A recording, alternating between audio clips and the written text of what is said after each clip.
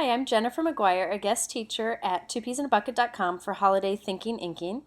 These are the projects we'll be making in this video, and this is week 7, and I'm going to focus on perfect pearls. So the first project is pearlized painting, and I used it on this house and on the clouds in the background. So I'll just show you a few basics first. I'm going to stamp this Hero Arts house with black pigment ink. Here I'm using Ranger's Adirondack black pigment ink, and I'm going to stamp it on watercolor paper. You can do this on regular cardstock. I just like the thickness of the watercolor paper and how nicely it absorbs the pearlized color. So I'm embossing it with clear powder. So that image is somewhat raised. Now, one thing I wanted to show you is sometimes these ink pads come with these little plastic lids in there. I put a glue dot so it stays in the lid like that, and my ink is always protected from drying. So these are perfect pearls. You want to take the label, put it face down, and tap it so you don't get a cloud of the powder when you open it. It's a pigment powder, and the perfect pearls from Ranger actually have a fixative built in, a binder built in, so you don't need to use a fixative if you let it come in contact with water.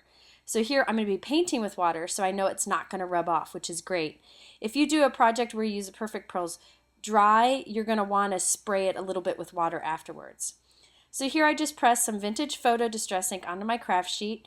I put in some perfect pearls and some water, and you can see how it's now a watercolor. The reason I emboss this image is it helps to stay in the lines. Since I'm not cutting this, or since I am cutting this out, I don't have to worry about the edges, but it helps to stay in all these little spots. Here I'm using some walnut stain with perfect pearl and water for the shutters, and I did fired brick red on the door. I also wanted to show you how I did these windows. This is a great way to do clouds too. I took broken china and some perfect pearl, and I'm adding lots of water to this, lots and lots of water, so that it's very light. And you'll see I'm making like a real heavy puddle of this really light blue pearlized water here on the windows, and when this dries it looks really nice for the windows. It also works great for clouds, and that stays nice in the lines because of the embossing. So there you can kind of see the shine. It's starting to dry, and I decided to do something fun with the door. I'm cutting off that door, and I'm going to make another. I just inked up the stamp without the wreath. I didn't ink up the wreath so that I could have a door without the wreath on it. I don't know why I decided to do that. But I'm making this little hinge, and I'm going to glue it onto the inside of the house so that the door opens.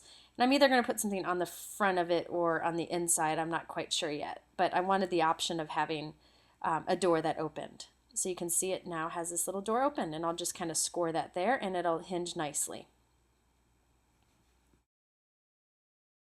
One of my tips, I've shown this before, but one of my favorite tips is when you're using lots of pattern papers like these from basic grade together, sometimes it can be too busy if the patterns are up against each other. So what I do is I use some vintage photo distress ink, which is like a medium brown color, and I rub it right onto the edges of the pattern paper. So you can see here, if I just did it straight without the inking, it's kind of harsh looking, but this kind of blends it together. So I ink all the edges of the pattern papers, and once you layer them, they look really nice.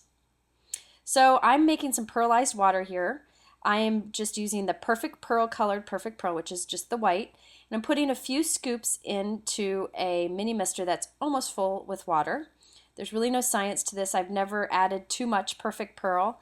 It never seems to get clogged in the bottle, and I can save it as long as I shake it really good next time I use it.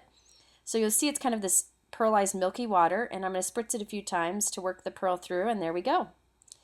So I'm rubbing some fired brick red distress ink onto some paper here, just cardstock, and spritzing it with that pearlized water. You can see the great shine you get. And I'm just going to heat set that and punch a heart out of it. This is an EK Success heart. I love that little heart in the middle. It's the perfect shaped heart. So now I have this little pearlized accent. It's so much more interesting than plain red cardstock. It just has this great shine to it thanks to that pearlized water. Ranger now does have a perfect pearl spray, and it is similar to what we're making here. However, the concentration is much higher, and it dries a little bit differently, so they're both fun to use, and they're better than other sprays in that it's the perfect pearl that has the color, not the dye. So you can get really good color on any good shimmer on any kind of color, like colored flowers or whatever. So both making your own pearlized water and using the perfect pearl spray are wonderful products to have. So I wanted to show you how I do clouds. I'm just doing pearlized water. It's pretty concentrated with Perfect Pearls, and I'm just painting it onto the card, and you can see there the great results you get. And then I'm going to use some liquid pearls. These have a new label now. This is the old label, but I'm using the liquid pearls to add some snow to the roof of the house. Just a little more shine, and I just think this really makes cards pop. So here's the finished card.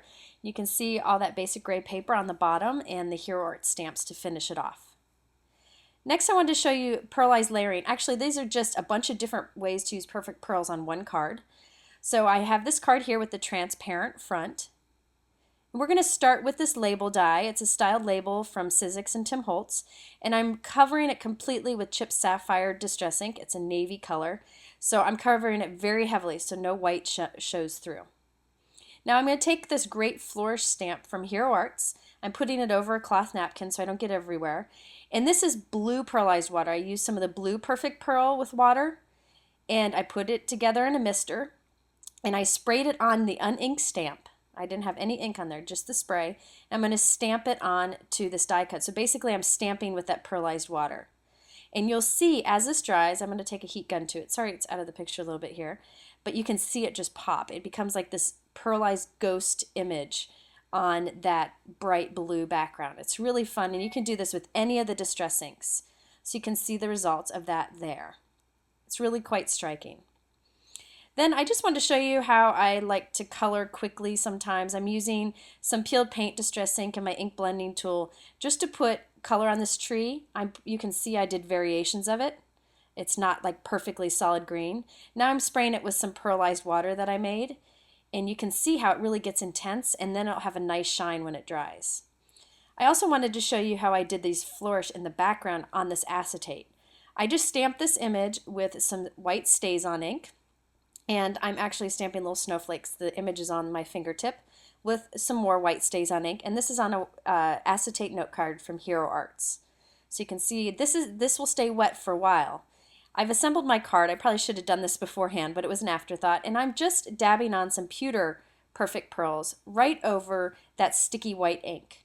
You don't want to smear it, you just want to dab right on it, and then you'll let it dry and use a brush to quickly brush back and forth to get the extra off. Now I want to put this on the front of a card, and so I'm putting it on with foam dots. I really like to adhere transparent pieces that have stamping on it with foam dots because it makes this great shadow behind it, which I'll show you in a minute. And since I put those pewter Perfect Pearls onto that flourish, it's this nice silver shine that will be raised above over this white note card, which you can see here. So now that I've put this on the front of the card, you will see like a shadow that's behind it from that flourish, which is really fun as opposed to just gluing it straight down on the card. So you can see that there.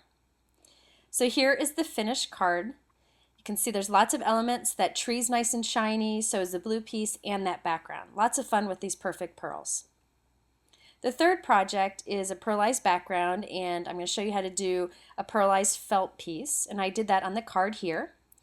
I have a piece of watercolor paper for this background. You don't need to use watercolor paper, but it really does work nice because it holds all that water. And I'm going to cover it with some broken china distress ink. Any kind of ink would work here. You could even use an embossing ink, just any kind of sticky ink, but distress ink is great because it adds that color. So now that it's on there, distress ink stays wet for a little bit.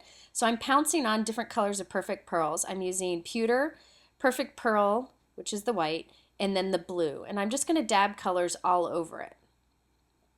Now you could do all solid one color, but I like to mix colors for this. So now it's completely covered with Perfect Pearls, and now I'm going to spray it with some water.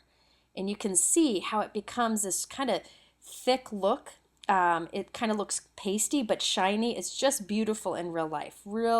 It looks completely different than applying ink on paper and then spraying it. And then I just am using some of that blue Perfect Pearl water I made to spray this white felt shape. And I actually went back and I dabbed on some Perfect Pearl in the pewter color too, so that it gets a pewter shine. So you can see the results here. The background I also stamped some dots on, and you get lovely shine on this card with these Perfect Pearls. I hope this inspires you to try adding some shine to your cards. If you have any questions, please visit twopeasinabucket.com. Thank you for watching.